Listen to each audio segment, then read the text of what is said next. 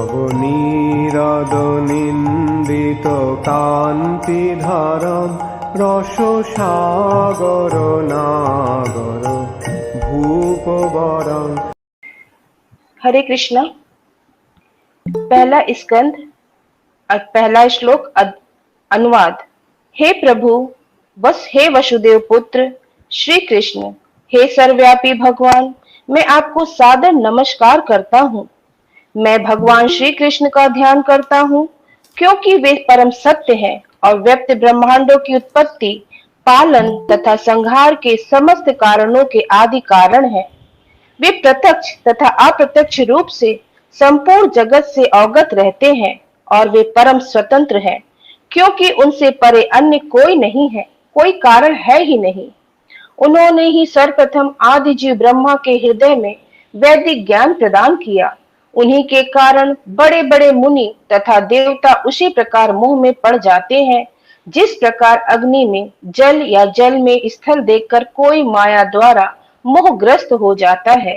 उन्हीं के कारण ये समस्त भौतिक ब्रह्मांड जो प्रकृति के तीनों गुणों की प्रतिक्रिया के कारण अस्थायी रूप से प्रकट होते हैं, वास्तविक लगते हैं जबकि ये अवास्तविक होते हैं।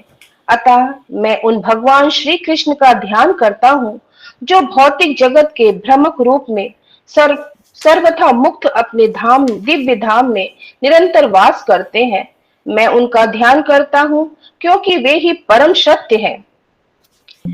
यह श्रीमद् भागवतम पुराण भौतिक कारणों से प्रेरित होने वाले समस्त आध्यात्मिक कृत्यों को पूर्ण रूप से बहिष्कृत करते हुए सर्वोच्च सत्य का प्रतिपादन करता है जो पूर्ण रूप से शुद्ध हृदय वाले भक्तों के लिए बोधगम्य है। यह सर्वोच्च सत्य वास्तविक है जो माया से पृथक होते हुए सबके कल्याण के लिए है।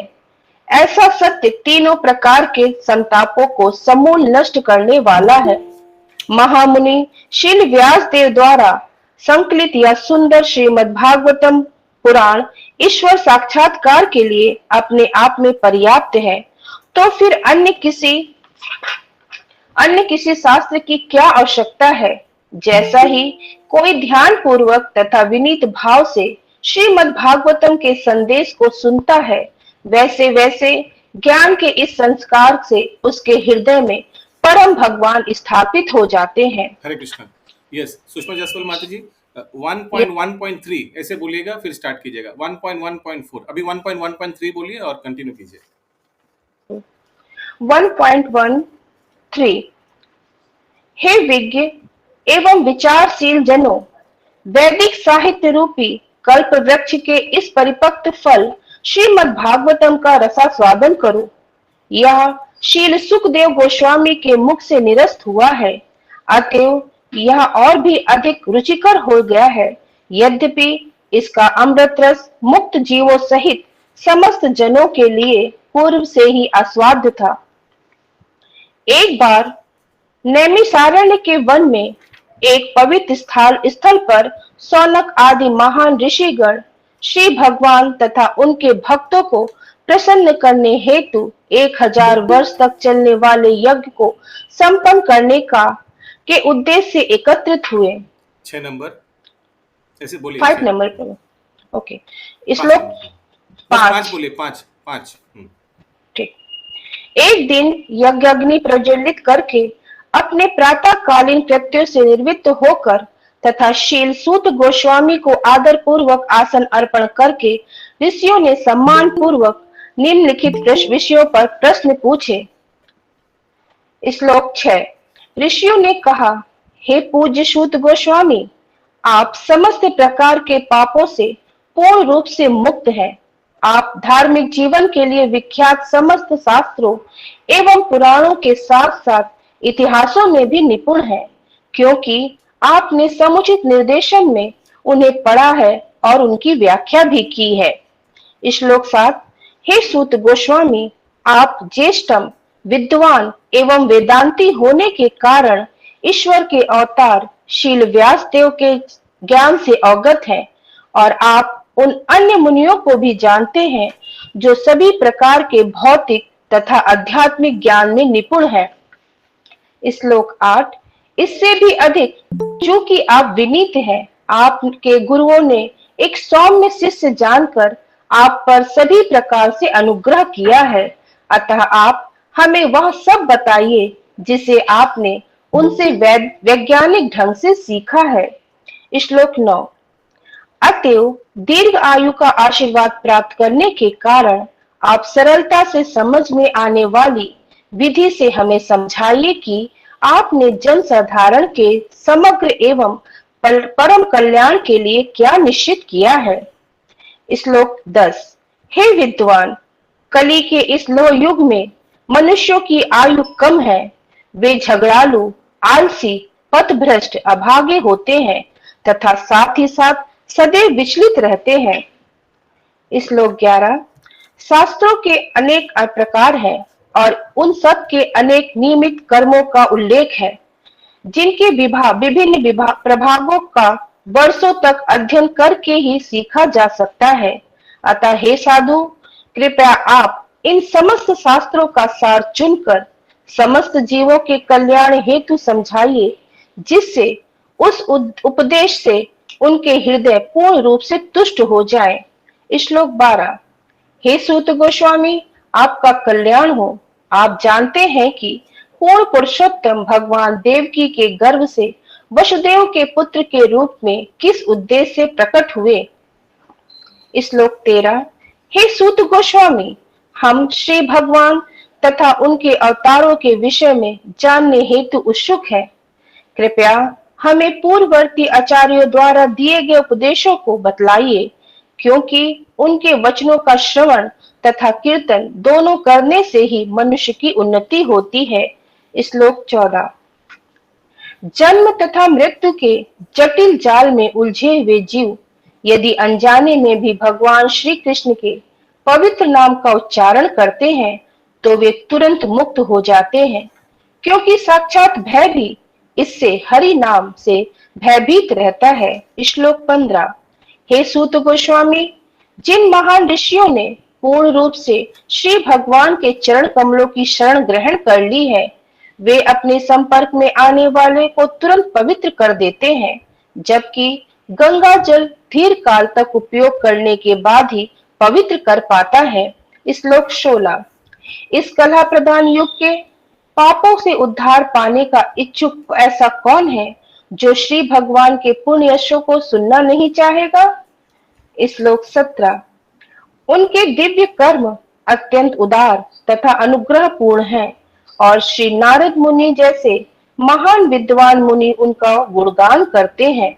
अतः कृपया हमें उनके विविध अवतारों में संपन्न अद्भुत लीलाओं के विषय में बताएं, क्योंकि हम उनसे सुनने के लिए उत्सुक हैं। श्लोक 18, हे बुद्धिमान सूत जी, कृपया करके हमसे श्री भगवान के विविध अवतारों की दिव्य लीलाओं का वर्णन करें। परम नियंता श्री भगवान के ऐसे कल्याणप्रद अद्भुत कार्य तथा लीलाएं उनकी अंतरंगा शक्तियों द्वारा संपन्न होते हैं।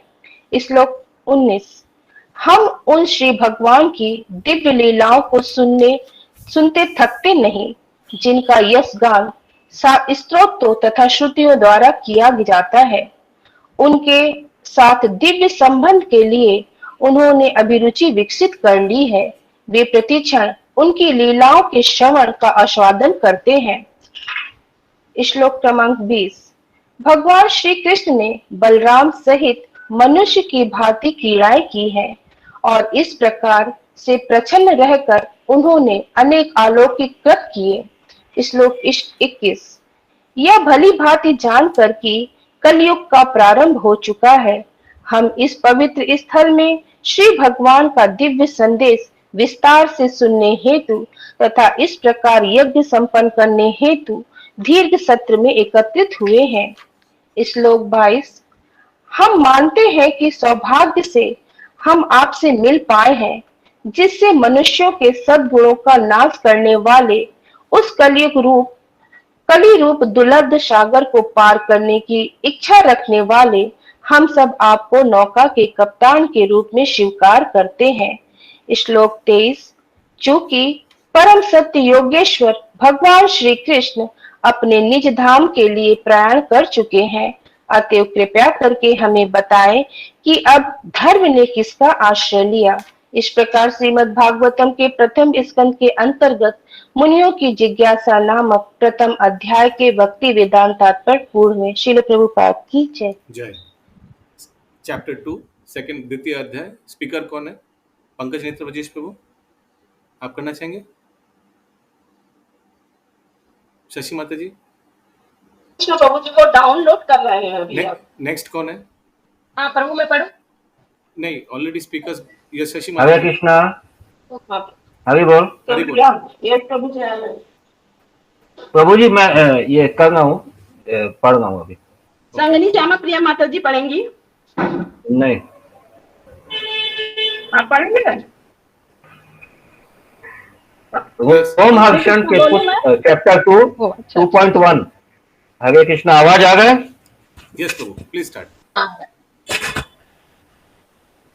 ओम हर्षण के पुत्र उग्र श्रवा सुद गोस्वामी ने ब्राह्मणों के सम्यक प्रश्नों से पूर्णतः प्रसन्न होकर उन्हें धन्यवाद दिया और वे उत्तर देने का प्रयास करने लगे।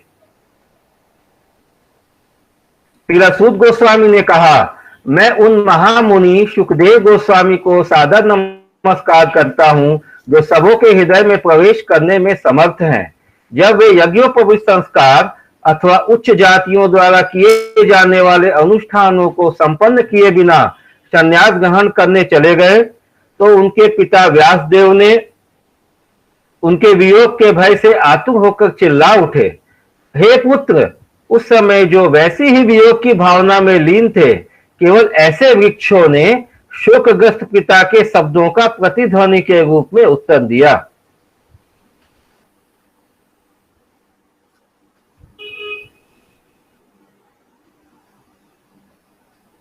मैं समस्त मुनियों के गुरु व्यासदेव के पुत्र शुकदेव को सादर नमस्कार करता हूं, जिन्होंने संसार के गहन अंधकारमय भागों को पार करने के लिए संघर्षशील उन निपट भौतिकतावादियों के प्रति अनुकंपा करके वैदिक ज्ञान के सार रूप इस परम गुह्य पुराण को स्वयं आत्मसात करने के बाद अनुभव द्वारा कह सुनाया। 4 नंबर।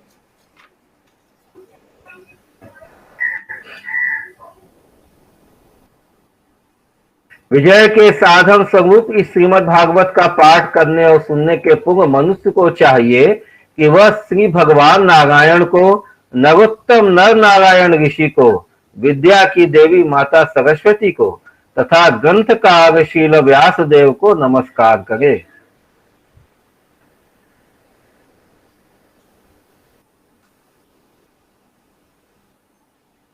नंबर 5। हे मुनियों, आपने मुझसे ठीक ही प्रश्न किया है।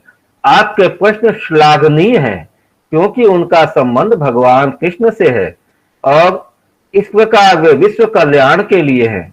ऐसे प्रश्नों से पूर्ण आत्मतुष्टि हो सकती है। श्लोक 6। संपूर्ण मानवता के लिए परम वृत्ति धर्म वही है जिसके द्वारा सारे मनुष्य दिव्य भगवान की प्रेमा भक्ति प्राप्त कर सके। ऐसी भक्ति अकारण तथा अखंड होनी चाहिए जिससे आत्मा पूर्ण रूप से तुष्ट हो सके। नंबर 7। भगवान श्री कृष्ण की भक्ति करने से मनुष्य तुरंत ही अहेतुक ज्ञान तथा संसार से वैराग्य प्राप्त कर लेता है।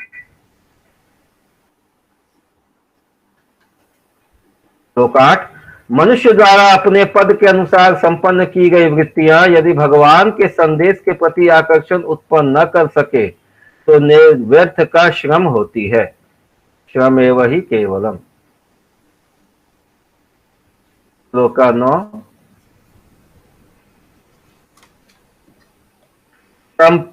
समस्त वृत्ति परक कार्य निश्चय ही परम मोक्ष के निमित्त होते हैं। उन्हें कभी भौतिक लाभ के लिए संपन्न नहीं किया जाना चाहिए। इससे भी आगे ऋषियों के अनुसार जो लोग परम वृत्ति धर्म में लगे हैं उन्हें चाहिए कि इंद्रिय तृप्ति के संवर्धन हेतु भौतिक लाभ का उपयोग कदापि नहीं करना चाहिए। श्लोक 10। जीवन की इच्छाएं इंद्रिय तृप्ति की ओर लक्षित नहीं होनी चाहिए।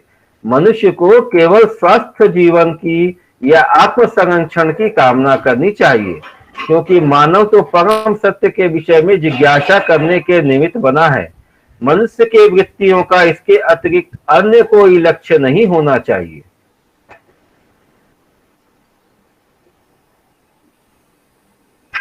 श्लोक 11।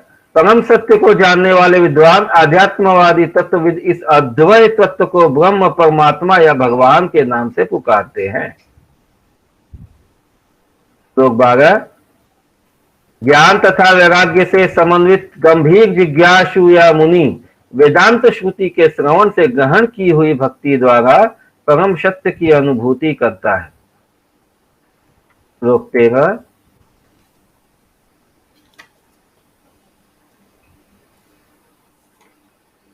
अतः हे द्विज श्रेष्ठ, निष्कर्ष यह निकलता है कि वर्णाश्रम धर्म के अनुसार अपने कर्तव्यों को पूरा करने से जो परम सिद्धि प्राप्त हो सकती है वह है भगवान को प्रसन्न करना।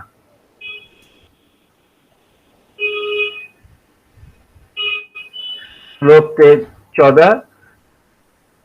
अतः मनुष्य को एकाग्र चित्त से उन पूर्ण पुरुषोत्तम भगवान के विषय में निरंतर श्रवण, कीर्तन, स्मरण तथा पूजन करना चाहिए, जो भक्तों के रक्षक हैं। श्लोक 15। हाथ में तलवार लिए बुद्धिमान मनुष्य भगवान का स्मरण करते हुए कर्म की बंधी हुई ग्रंथि को काट देते हैं। अतः ऐसा कौन होगा जो उनके संदेश की ओर ध्यान नहीं देगा। श्लोक 16। हे द्विजों, जो भक्त समस्त पापों से पूर्ण रूप से मुक्त है, उनकी सेवा करने से महान सेवा हो जाती है। ऐसी सेवा से वासुदेव की कथा सुनने के प्रति लगाव उत्पन्न होता है।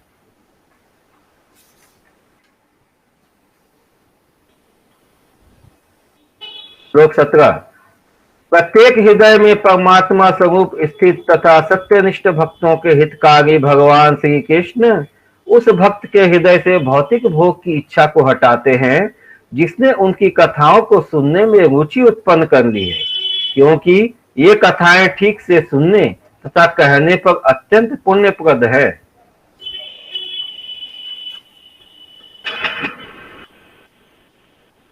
श्लोक 18। भगवान भागवत की कक्षाओं में नियमित उपस्थित रहने तथा शुद्ध भक्त की सेवा करने से हृदय के सारे दुख लगभग पूर्णतः विनष्ट हो जाते हैं और उन पुण्य श्लोक भगवान में अटल प्रेमा भक्ति स्थापित हो जाती है, जिनकी प्रशंसा दिव्य गीतों से की जाती है। श्लोक 19। जो हृदय में अटल प्रेम भक्ति स्थापित हो जाती है, प्रकृति के रजोगुण तथा तमोगुण के प्रभाव जैसे काम, इच्छा तथा लोभ हृदय से लुप्त हो जाते हैं, तब भक्त सतोगुण में स्थित होकर परम सुखी हो जाता है। श्लोक 20। इस प्रकार शुद्ध सत्व में स्थित होकर जिस मनुष्य का मन भगवान की भक्ति के संसर्ग से प्रसन्न हो चुका होता है, उसे समस्त भौतिक संगति से मुक्त होने पर भगवान का सही वैज्ञानिक विज्ञान तत्व प्राप्त होता है।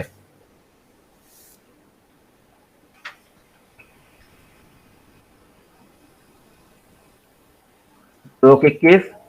इस प्रकार हृदय की गांठ भिद जाती है और सारे संशय छिन्न भिन्न हो जाते हैं। जब मनुष्य आत्मा को स्वामी के रूप में देखता है तो सकाम कर्मों की श्रृंखला समाप्त हो जाती है।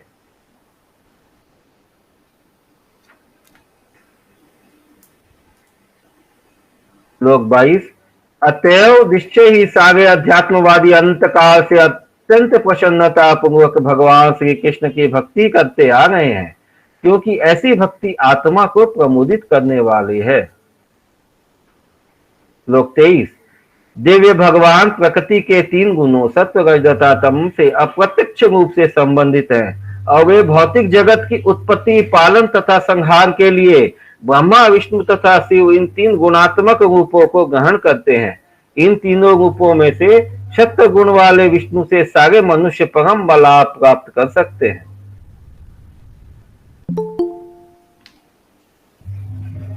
श्लोक 24।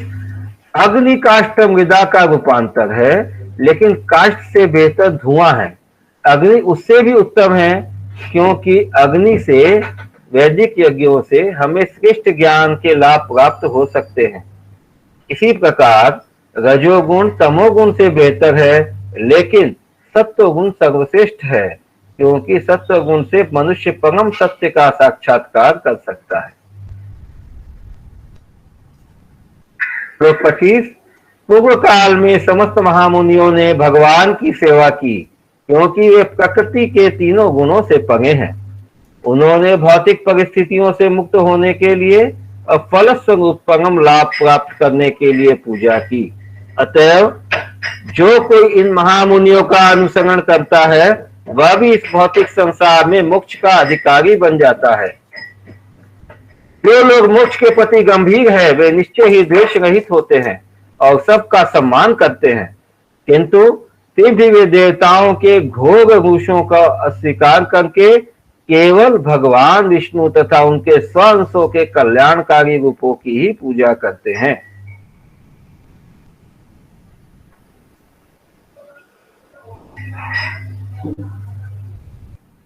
श्लोक 27। जो लोग रजोगुणी तथा तमोगुणी हैं, वे पितरों, अन्य जीवों तथा अन्य देवताओं की पूजा करते हैं, जो सृष्टि संबंधी कार्यकलापों के प्रभारी हैं, क्योंकि वे स्त्री, धन शक्ति तथा संतान का लाभ उठाने की इच्छा से प्रेरित होते हैं।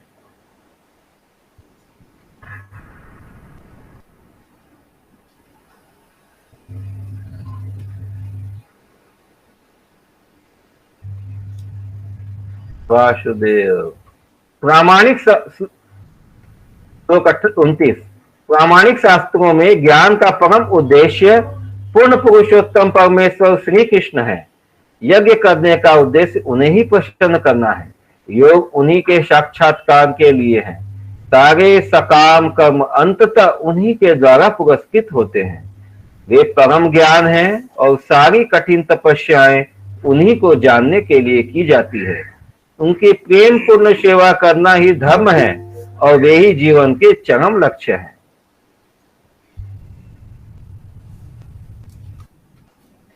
श्लोक 30।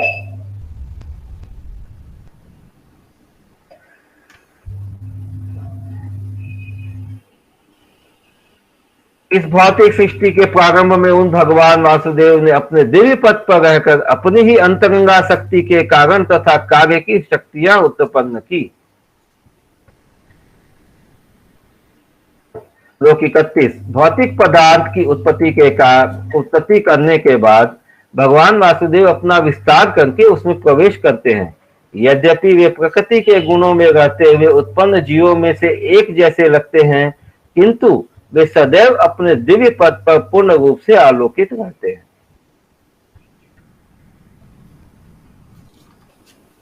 श्लोक 32। परमात्मा रूप में भगवान सभी वस्तुओं में उसी तरह व्याप्त रहते हैं जिस तरह काष्ठ के भीतर अग्नि व्याप्त रहती है, और इस प्रकार यद्यपि वे एक अद्वितीय हैं, वे अनेक प्रकार से दिखते हैं। श्लोक 33। भौतिक जगत के तीन गुणों से प्रभावित हुए जीवों के देह में परमात्मा प्रविष्ट होते हैं और सूक्ष्म मन के द्वारा तीन गुणों के फल भोगने के लिए जीवों को प्रेरित करते हैं। श्लोक 34। इस प्रकार सारे ब्रह्मांडों के स्वामी देवताओं, मनुष्यों तथा निम्न पशुओं से आवासित सारे ग्रहों का पालन पोषण करने वाले हैं। ये वे अवतरित होकर शुद्ध सतोगुण में रहने वालों के उद्धार हेतु लीलाएं करते हैं।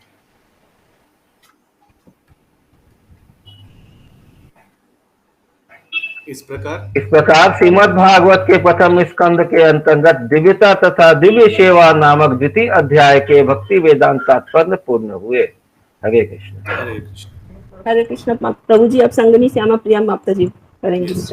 माता जी चैप्टर का नाम पढ़िएगा, फिर एक दो करके। ठीक है। हरे कृष्ण। सभी को दंडवत प्रणाम। श्रीमद् भागवतम स्कंद 1 अध्याय 3। विषय समस्त अवतारों के स्रोत कृष्णा। सूत माता जी आवाज हो रहा है वो। सूत जी श्लोका। हरे कृष्ण प्रभु। अभी भी ठीक है। पंकज प्रभु हाँ म्यूट करिए। ठीक है प्रभु। श्लोक 1। सूत जी ने कहा, सृष्टि के प्रारंभ में भगवान ने सर्वप्रथम विराट पुरुष अवतार के रूप में अपना विस्तार किया और भौतिक सृजन के लिए सारी सामग्री प्रकट की। इस प्रकार सर्वप्रथम भौतिक क्रिया के 16 तत्व उत्पन्न हुए। यह सब भौतिक ब्रह्मांड को उत्पन्न करने के लिए किया गया। श्लोक का 2। पुरुष के एक अंश ब्रह्मांड के जल के भीतर लेटते हैं। उनके शरीर के नाभि सरोवर से एक कमल नाल अंकुरित होता है और इस नाल के ऊपर खिले कमल पुष्प से ब्रह्मांड के समस्त शिल्पियों के स्वामी ब्रह्मा प्रकट होते हैं। श्लोक का 3। ऐसा विश्वास किया जाता है कि समस्त ब्रह्मांड के ग्रह मंडल पुरुष के विराट शरीर में स्थित है, किंतु उन्हें सर्जित भौतिक अवयवों में से कोई सरोकार नहीं होता। उनका शरीर नित्य आध्यात्मिक अस्तित्वमय है, जिसकी कोई तुलना नहीं है। श्लोक का 4।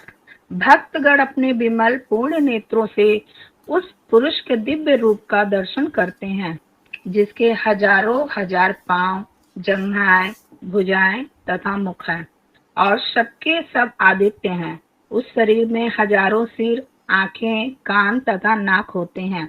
वे हजारों मुकुटों तथा चमकते कुंडलों से अंकुरित हैं और मालाओं से सजाए गए हैं। श्लोक का 5। यह रूप पुरुष की द्वितीय प्राकट्य ब्रह्मांड के भीतर नाना अवतारों का स्रोत तथा अविनाशी बीज है। इस रूप के कणों तथा अंशों से देवता, मनुष्य इत्यादि विभिन्न जीव उत्पन्न होते हैं। श्लोक 6। सृष्टि के प्रारंभ में सर्वप्रथम ब्रह्मा के 4 अविवाहित पुत्र कुमारगण थे, जिसने ब्रह्मचर्य व्रत का पालन करते हुए परम सत्य के साक्षात्कार हेतु कठोर तपस्या की। श्लोक का 7।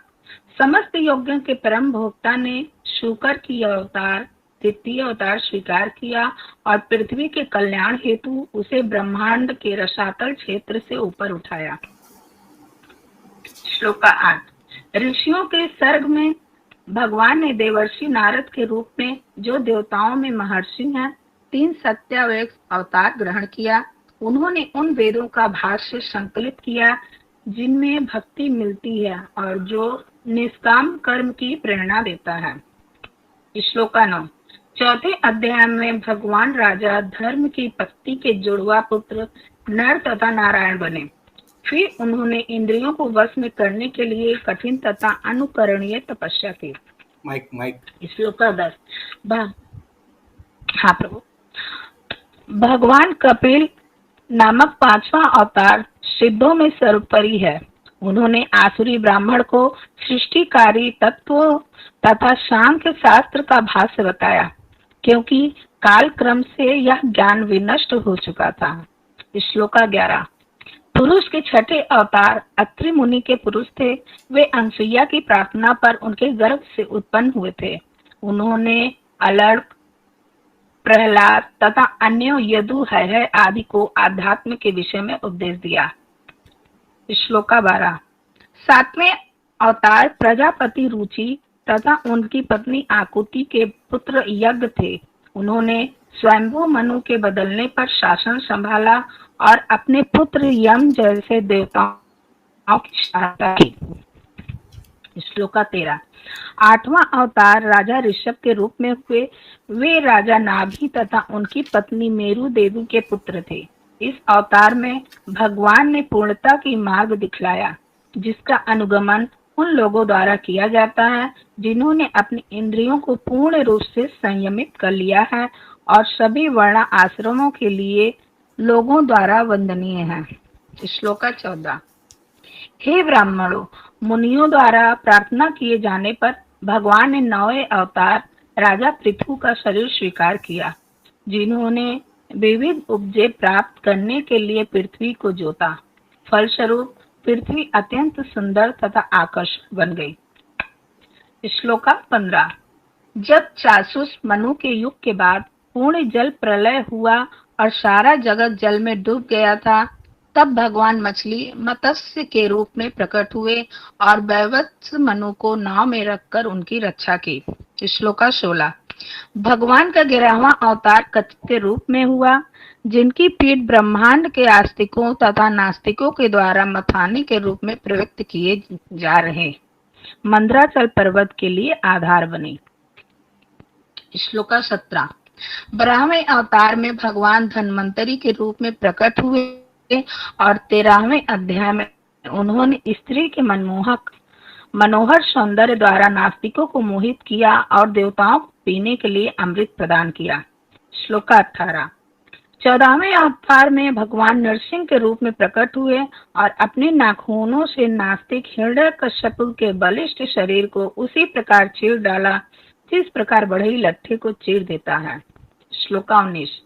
15वें अवतार में भगवान ने बौने ब्राह्मण का रूप धारण किया और वे महाराज बलि द्वारा आयोजित यज्ञ में पधारे।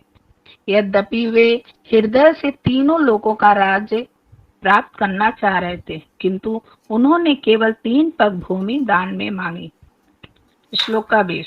16वें अवतार में भगवान ने भृगुपति के रूप में क्षत्रियों का 21 बार संहार किया, क्योंकि वे ब्राह्मणों बुद्धिमान वर्ग के विरुद्ध किए गए विद्रोह के कारण उनसे कुद्र थे। श्लोका 21। तत्पश्चात 17वें अवतार में भगवान पराशर मुनि के माध्यम से सत्यवती के गर्भ से श्री व्यास देव के रूप में प्रकट हुए।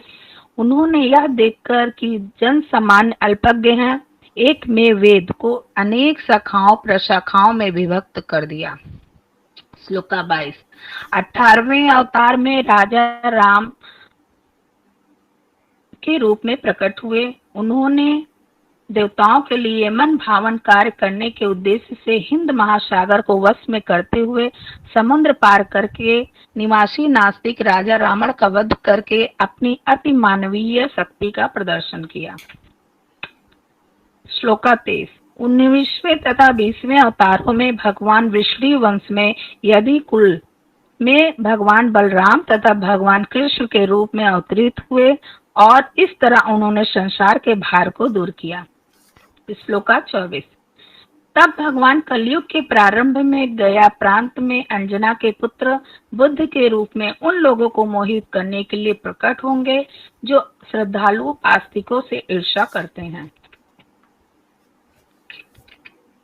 श्लोका 25। तत्पश्चात सृष्टि के सर्वा भगवान 2 युगों के संधि काल में कल्कि अवतार के रूप में जन्म लेंगे और विष्णु यशा के पुत्र होंगे। उस समय पृथ्वी के शासक लुटेरे बन चुके होंगे। श्लोका 26। हे ब्राह्मणों, भगवान के अवतार उसी तरह असंख्य हैं जिस प्रकार अक्षय जल के स्रोत से निकलने वाले असंख्य झरने। श्लोका 27। सारे ऋषि, मनु, देवता तथा विशेष रूप से शक्तिशाली मनु की संतानें भगवान के अंश या उन अंशों की कलाएं हैं। इसमें प्रजापति गण भी सम्मिलित हैं। श्लोका 28। उपयुक्त सारे अवतार या तो भगवान के पूर्ण अंश या पूर्णांश के अंश कलाएं हैं, लेकिन श्री कृष्ण तो आदि पूर्ण पुरुषोत्तम भगवान हैं। वे सब विभिन्न लोकों में नास्तिकों द्वारा उपद्रव किए जाने पर प्रकट होते हैं। भगवान आस्तिकों की रक्षा के लिए अवतरित होते हैं। श्लोका 29। जो कोई भी भगवान के गुहा अवतारों की सावधानी पूर्वक प्रतिदिन सुबह तथा शाम को पाठ करता है, वह जीवन के समस्त दुखों से छूट जाता है। श्लोका 30। भगवान के विराट रूप की धारणा जिसमें वे इन भौतिक जगत में प्रकट होते हैं काल्पनिक है। यह तो अल्पज्ञों तथा नवदीक्षितों को भगवान के रूप की धारणा में प्रवेश कराने के लिए, लेकिन वस्तुतः भगवान का कोई भौतिक रूप नहीं होता। बादल।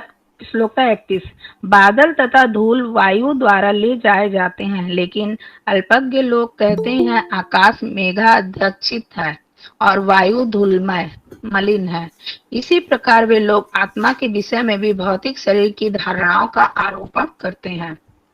श्लोका 32। रूप की इस स्थूल अवधारणा से परे रूप की एक अन्य सूक्ष्म धारणा है जिसका कोई आकार नहीं होता और जो अनदेखा, अनसुना तथा अव्यक्त होता है। जीव का रूप इस सूक्ष्मता से परे है, अन्यथा उसे बारंबार जन्म ना लेना पड़ता। श्लोक का 33। जब कभी मनुष्य आत्म साक्षात्कार द्वारा यह अनुभव करता है कि स्थूल तथा सूक्ष्म दोनों शरीरों का शुद्ध आत्मा से कोई सरोकार नहीं है, उस समय वह अपना तथा साथ ही साथ भगवान का दर्शन करता है। श्लोक का 34।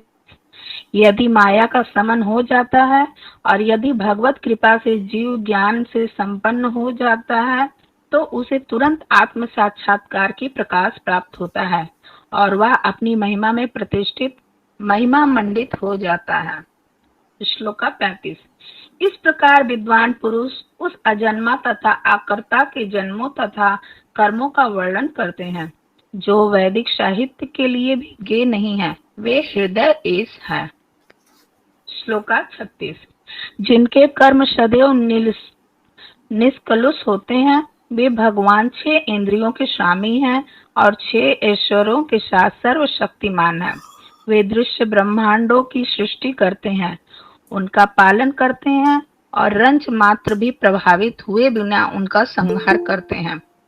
वे समस्त जीवों के भीतर विद्यमान रहते हैं और सदैव स्वतंत्र होते हैं। श्लोक का 37। मूर्ख मनुष्य अपने अल्प ज्ञान के कारण भगवान के रूपों, नामों तथा कर्मों की दिव्य प्रकृति को नहीं जान सकते, क्योंकि वे तो किसी नाटक में एक पात्र की तरह कार्य कर रहे होते हैं।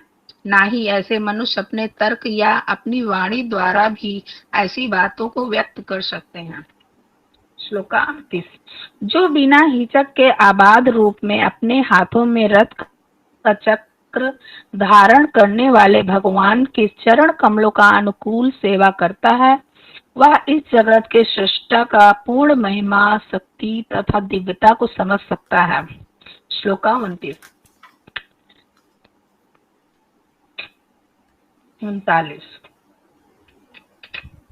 इस संसार में केवल ऐसी जिज्ञासाओं द्वारा ही मनुष्य सफल तथा पूर्णता ज्ञात हो सकता है, क्योंकि ऐसी जिज्ञासाओं से अखिल ब्रह्मांडों के स्वामी भगवान के प्रति दिव्य आघातकारी प्रेम उत्पन्न करता है और जन्म मृत्यु की घोर पुनरावृत्ति से 100% प्रतिरक्षा की गारंटी प्राप्त करता है। श्लोक का 40। यह श्री मद्भागवत भगवान का साहित्य अवतार है, जिसे भगवान के अवतार श्री वेद व्यास ने संकलित किया। यह सभी लोगों के परम कल्याण के निमित्त है और यह सभी तरह से सफल, आनंदमय तथा परिपूर्ण है। श्लोक का 41।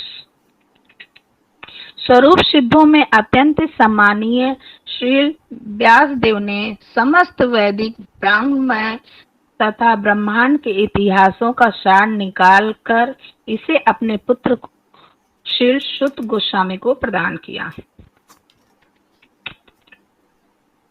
श्लोक का 42।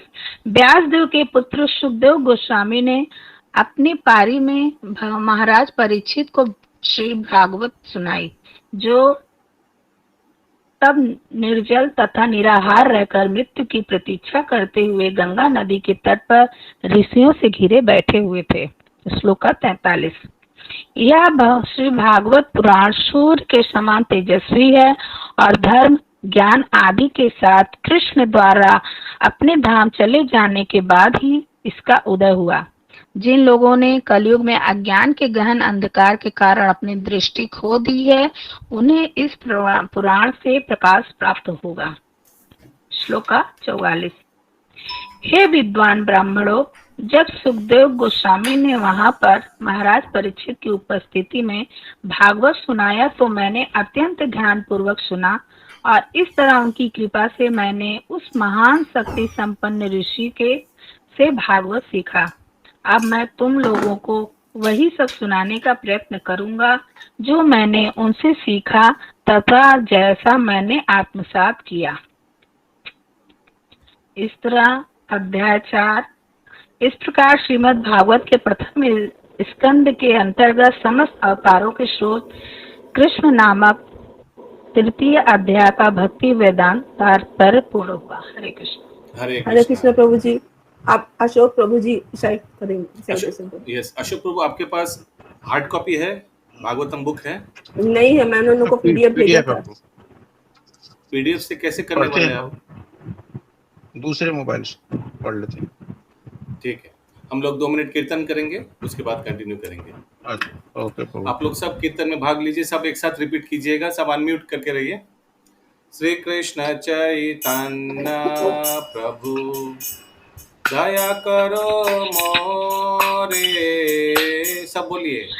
श्री कृष्ण चैतन्य प्रभु दया करो मोरे। तुम बिना के दयालु जगत संसारे, तुम बिना के जगत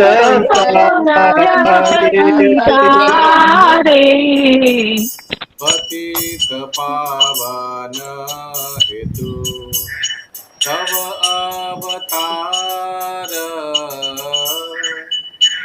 पतित पावन हेतु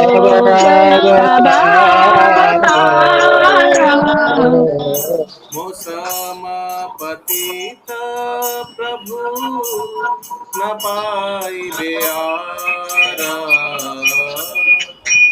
मोक्षम पतित प्रभु न पाई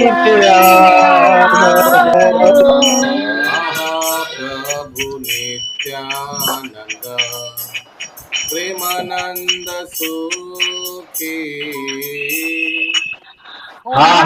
प्रभु नित्यानंद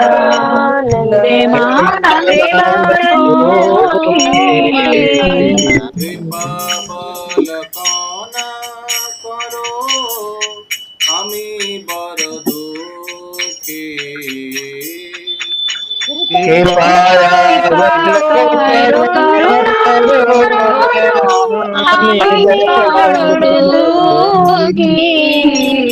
দয়া করো সীতাপতি अद्वैत गोसाई, दया करो सीतापति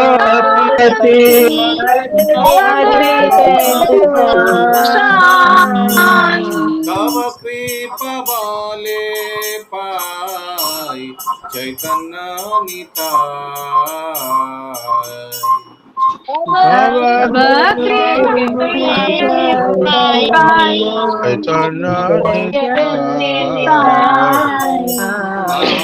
स्वरूप सनातन रूप रघुनाथ,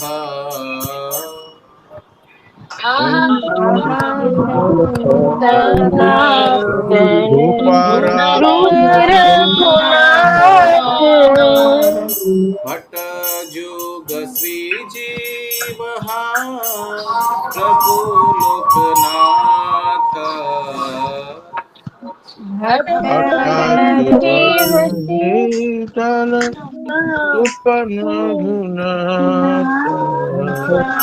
दया करो श्री आचार्य प्रभु श्रीनिवास,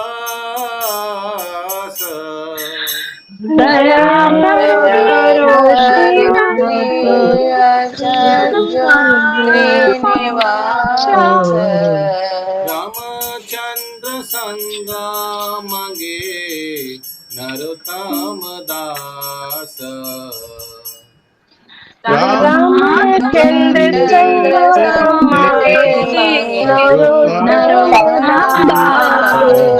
पंचतत्व जय पंचतत्व पतित पावन पंचतत्व, जय पंचतत्व जय पंचतत्व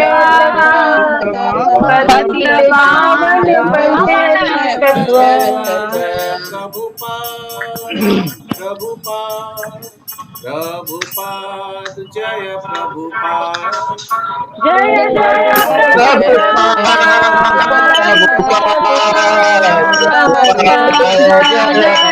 प्रभुपाद। जगत गुरु श्री प्रभुपाद की जय। जय। जय। यस अशोक प्रभु।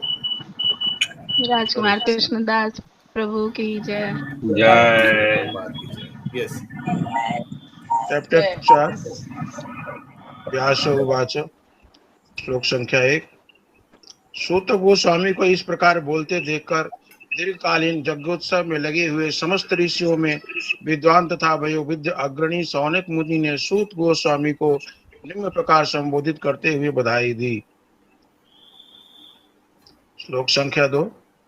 सौनक ने कहा, हे सूत गोस्वामी, जो बोल सकते हैं तथा सुन सकते हैं उन सबों में आप सर्वाधिक भाग्यशाली तथा सम्माननीय है। कृपा करके श्रीमद् भागवत की पुण्य कथा कहें, जिसे महान तथा शक्ति संपन्न ऋषि सुखदेव गोस्वामी ने सुनाई थी। श्लोक संख्या 3। यह कथा सर्वप्रथम किस युग में किस स्थान में प्रारंभ हुई और किस कारण इसे प्रारंभ किया गया? महामुनि कृष्ण द्वैपायन व्यास ने इस साहित्य को संकलित करने की प्रेरणा कहाँ से प्राप्त की? श्लोक संख्या 4। उनका यानी व्यासदेव का पुत्र परम भक्त समदर्शी ब्राह्मवादी था, जिसका मन सदैव ब्राह्मवाद में केंद्रित रहता था। वह संसारी कर्मों से परे था, लेकिन प्रकट न होने के कारण अज्ञानी जैसा लगता था। श्लोक संख्या 5। श्रील व्यासदेव अपने पुत्र के पीछे पीछे जा रहे थे तो नग्न स्नान करती सुंदर तरुणियों ने वस्त्रों से अपने शरीर ढक लिए। यद्यपि व्यासदेव स्वयं नग्न न थे, लेकिन जब उनका पुत्र वहीं से गुजरा था तब उन्होंने वैसा नहीं किया था। मुनि ने इसके बारे में पूछा तो तरुणियों ने उत्तर दिया कि उनका पुत्र पवित्र है, और जब वह उनकी ओर देख रहा था तो उसने स्त्री तथा पुरुष में कोई भेद नहीं माना, लेकिन मुनि तो भेद मान रहे थे। श्लोक संख्या 6। कुरु तथा जंगल प्रदेशों में पागल, गूंगे तथा मूढ़ की भांति घूमने के बाद जब वे व्यासपुत्र सुखदेव हस्तिनापुर अब नई दिल्ली नगर में प्रविष्ट हुए तो वहां के नागरिकों ने उन्हें कैसे पहचाना? श्लोक संख्या 7। राजा परीक्षित की इस महामुनि से कैसे भेंट हुई, जिसके फलस्वरूप वेदों के इस महान दिव्य सार का वाचन संभव हो सका? श्लोक संख्या 8। वे सुखदेव गोस्वामी किसी गृहस्थ के द्वार पर उतनी ही देर रुकते जितने समय में गाय दूही जा सकती है। वे उस घर को पवित्र करने के लिए ऐसा ही करते थे। श्लोक संख्या 9। कहा जाता है कि महाराज परीक्षित उच्च कोटि के भगवत भक्त थे और उनके जन्म तथा कर्म अत्यंत आश्चर्यजनक थे। कृपया उनके विषय में हमें बताएं। श्लोक संख्या 10। वे एक महान सम्राट थे और उनके पास उपार्जित गाय के सारे ऐश्वर्य थे, राज्य के सारे ऐश्वर्य थे। वे इतने वरेण्य थे कि उसने पांडु वंश की प्रतिष्ठा बढ़ रही थी, तो फिर वे सब कुछ त्याग कर गंगा नदी के तट पर बैठकर क्यों आमरण उपवास करने लगे? श्लोक संख्या 11। वे इतने बड़े सम्राट थे कि उनके सारे शत्रु आकर अपनी भलाई के लिए उनके चरणों पर अपना शीश झुकाते थे और अपनी सारी संपत्ति अर्पित करते थे। वे तरुण और शक्तिशाली थे और उनके पास अलभ्य राक्षसी ऐश्वर्य था, राजसी ऐश्वर्य था। तो फिर वे अपना सर्वस्व, यहाँ तक कि अपना जीवन भी क्यों त्यागना चाह रहे थे? श्लोक संख्या 12। जो लोग भगवत कार्य में अनुरक्त रहते हैं वे दूसरों के कल्याण, उन्नति तथा सुख के लिए ही जीवित रहते हैं। वे किसी सर्वस्वार्थवश जीवित नहीं रहते। अतएव राजा परीक्षित ने समस्त सांसारिक वैभव की आसक्ति से मुक्त होते हुए भी अपने उस मर्त्य शरीर को क्यों त्यागा जो दूसरों के लिए आश्रय तुल्य था? श्लोक संख्या 13। हम जानते हैं कि आप वेदों के कतिपय अंश को छोड़कर अन्य समस्त विषयों के अर्थ में पटु हैं। अतएव आप उन सारे प्रश्नों की स्पष्ट व्याख्या कर सकते हैं जिन्हें हमने आपसे अभी पूछा है। श्लोक संख्या 14। सूत गोस्वामी ने कहा, जिस समय द्वापर युग का त्रेता युग से अति व्यापन हो रहा था तो वह वसु की पुत्री सत्यवती के गर्भ से पराशर द्वारा महान ऋषि व्यासदेव ने जन्म लिया। श्लोक संख्या 15। एक बार सूर्योदय होते ही उन्होंने व्यासदेव ने सरस्वती के जल से प्रातःकालीन आचमन किया और मन एकाग्र करने के लिए वे एकांत में बैठ गए। श्लोक संख्या 16। महर्षि व्यासदेव ने युग के कर्तव्यों में विरोधाभास देखा। कालक्रम में पृथ्वी पर अदृश्य शक्तियों के कारण विभिन्न युगों में ऐसा होता रहता है। श्लोक संख्या 18। परम ज्ञानी ऋषि अपनी दिव्य दृष्टि से युग के प्रभाव से प्रत्येक भौतिक वस्तु की अवनति को देख सकते थे। वे यह भी देख सकते थे कि श्रद्धा विहीन व्यक्तियों की आयु क्षीण होगी और वे सच्चगुण के अभाव के कारण अधीर रहेंगे। इस प्रकार उन्होंने समस्त वर्णों तथा आश्रमों के लोगों के कल्याण पर विचार किया। श्लोक संख्या 19। उन्होंने देखा कि वेदों में वर्णित यज्ञ वे साधन हैं जिनसे लोगों की वृत्तियों को शुद्ध बनाया जा सकता है। अतः इस विधि को सरल बनाने के लिए ही उन्होंने एक ही वेद के 4 भाग कर दिए जिससे वे लोगों के बीच फैल सके। श्लोक संख्या 20। मूल ज्ञान के स्रोतों के 4 पृथक विभाग किए गए, लेकिन पुराणों में वर्णित ऐतिहासिक तथ्य तथा प्रामाणिक कथाएं पंचम वेद कहलाती हैं। श्लोक संख्या 21। वेद के 4 खंडों में विभाजित हो जाने के बाद पहले ऋषि ऋग्वेद के आचार्य बने और जैमिनी सामवेद के, यजुर्वेद के कारण एकमात्र वैशंपायन यशस्वी हुए। श्लोक संख्या 22। अत्यंत अनुरक्त रहने वाले सुमंतु मुनि अंगिरा को अथर्ववेद सौंपा गया और मेरे पिता रोमहर्षण को पुराण तथा इतिहास सौंपे गए।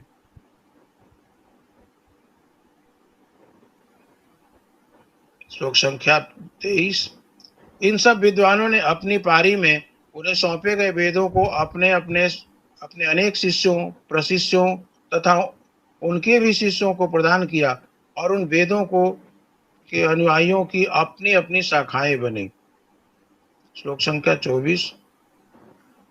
इस प्रकार अज्ञानी जनसमूह पर अत्यंत कृपालु ऋषि व्यासदेव ने वेदों का संकलन किया जिससे कम ज्ञानी पुरुष भी उनको आत्मसात कर सकें। श्लोक संख्या 25। महर्षि ने अनुकंपावश हितकर समझा कि यह मनुष्यों को जीवन का चरम लक्ष्य प्राप्त करने में एक सहायक होगा। इस प्रकार उन्होंने स्त्रियों, शूद्रों तथा द्विज बंधुओं के लिए महाभारत नामक एक महान ऐतिहासिक कथा का संकलन किया। श्लोक संख्या 26। हे द्विज ब्राह्मणों, यद्यपि वे समस्त लोगों के समग्र कल्याण कार्य में लगे रहें तो भी उनका मन भरा नहीं। श्लोक संख्या 27। इस प्रकार मन में असंतुष्ट रहते हुए ऋषि ने तुरंत विचार करना प्रारंभ कर दिया, क्योंकि वे धर्म के सार के ज्ञाता और मन ही मन कहा। श्लोक संख्या 28। मैंने कठिन व्रतों का पालन करते हुए वेदों की, गुरु की तथा यज्ञ वेदी की मिथ्याडंबर के बिना पूजा की है। मैंने अनुशासन का भी पालन किया है और महाभारत की व्याख्या के माध्यम से शिष्य परंपरा की अभिव्यक्ति दी है, जिससे स्त्रियां, शूद्र तथा अन्य द्विज बंधु लोग भी धर्म के मार्ग का अवलोकन कर सकते हैं। श्लोक संख्या 30। वेदों के लिए जितनी बातों की आवश्यकता है, यद्यपि मैं उनसे पूर्ण रूप से सज्जित हूँ, तथापि मैं अपूर्णता का अनुभव कर रहा हूँ। श्लोक संख्या 31। हो सकता है कि मैंने भगवान की भक्ति का विशेष रूप से कोई संकेत न किया हो, जो सिद्ध जीवों तथा अच्युत भगवान दोनों को प्रिय है। श्लोक संख्या 32। जैसा कि पहले कहा जा चुका है, जब व्यासदेव अपने दोषों के विषय में पश्चाताप कर रहे थे, उसी समय सरस्वती नदी के तट पर स्थित कृष्ण द्वैपायन व्यास की कुटिया में नारद जी पधारे। श्लोक संख्या 33। श्री नारद जी के शुभागमन पर श्री व्यासदेव सम्मान पूर्वक उठ खड़े हो गए और उन्होंने सृष्टा ब्रह्मा जी के समान उनकी पूजा की। इस प्रकार भागवत के प्रथम स्कंद के अंतर्गत श्री नारद का प्रकट नामक चतुर्थ अध्याय के भक्ति वेदांत तात्पर्य पूर्ण हुए। हरि बोल। श्रील प्रभुपाद की जय। जय। हरे